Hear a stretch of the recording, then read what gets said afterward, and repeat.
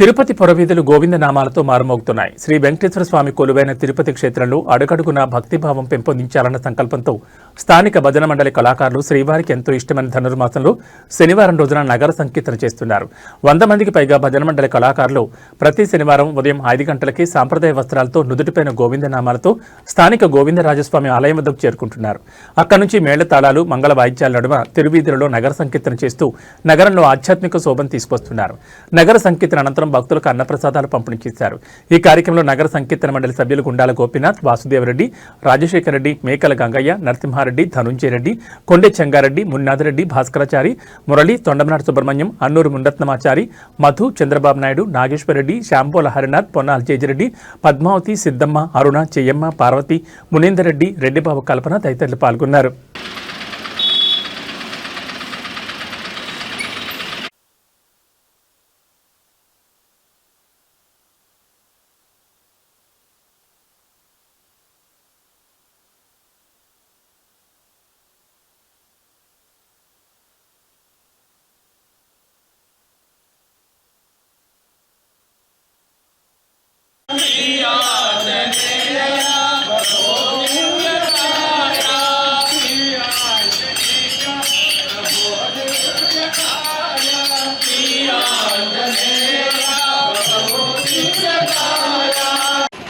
మన పుణ్యక్షేత్రమైన తిరుపతి పట్టణంలో పిలిచి ఉన్న గోవిందరాజ స్వామి గుడి ఎదురుగా ఉన్న ఆంజనేయుల గుడి కాడ స్టార్ట్ చేసేసి ఈ ధనుర్మాస సందర్భంలో 16వ తేదీ స్టార్ట్ అయింది.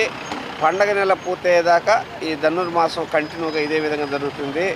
ఈ పవిత్రమైన పుణ్యక్షేత్రంలో ధనుర్మాసంలో మనం ఈ నగర సంకీర్తన చేయడం వల్ల ఎన్నో రకాలైన పుణ్యం సంపాదించుకున్నట్టుగా ఉంటుంది. కాబట్టి ప్రతి ఒక్కరూ దీన్ని పాల్గొని దీన్ని జయప్రదం చేయవలసినట్టుగా పదే కోరుచున్నాను. ఓం నమో వెంకటేశాయ. గుర్తింపు ఏనాటి నుంచో ఉంది.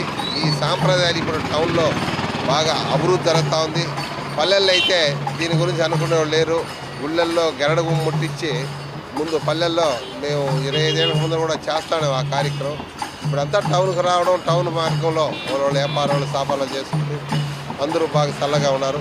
మేము ఇప్పుడు 2 సంవత్సరాలుగా మన గోపీనాథ్ రెడ్డి కలిసి మేమందరూ మా భక్తులు అందరూ కూడా భజన బృందం భక్తులందరూ కూడా కలిసి ఈ యొక్క కార్యక్రమం ప్రతిరోజు కూడా ఇదే టయానికి 4:30 లేచి 5 గంటలు స్టార్ట్ చేసి 6:30 వరకు ప్రతి ఈదిలో నామం పలుకుతూ భగవంతుని తలుచుకుంటూ ప్రార్థిస్తున్నాం.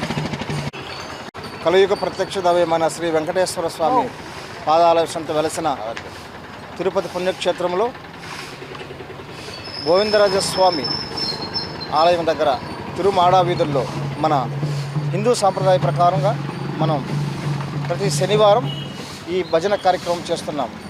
ముఖ్యంగా ఈ నెల ధనుర్మాసం అంటే మహావిష్ణువుకు ప్రీతిపాత్రమైన నెల.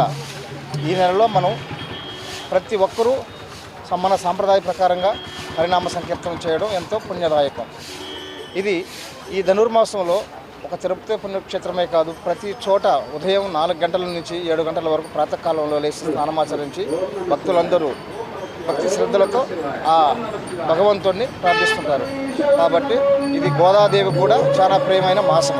మహావిష్ణువు యోగనిద్రలో ఉన్నటువంటి ఈ మాసంలో ప్రతి ఒక్కరూ ఈ నామస్మరణ చేయడం వల్ల వారికి ఎంతో ఆనందదాయకం, మోక్షదాయకం అని చెప్తున్నాం. కాబట్టి మన తిరుపతి ప్రాంతంలో ప్రతి శనివారం మన కళాకారులు, పరిసర ప్రాంత కళాకారులందరూ విచ్చేసి ఈ కార్యక్రమం చేయడం ఒక ఆనవాయితీగా మనమందరం చేసుకున్నటువంటి పూర్వజన్మ సుకృతం. ఎందుకంటే ఆ దేవదేవుని కలియుగ వెంకటేశ్వర స్వామి పాదాల చెంత వెలసినటువంటి తిరుపతిలో నివసించడం మనకెంతో పూర్వజన్మ సుకృతం కూడా. కాబట్టి ప్రతి ఒక్కరూ ఈ భజన కార్యక్రమంలో పాల్గొని వారి భక్తి శ్రద్ధలు సాటాలని కోరుకుంటూ జై శ్రీరామ్. వెంకటేశ మన పుణ్యక్షేత్రమైన తిరుపతి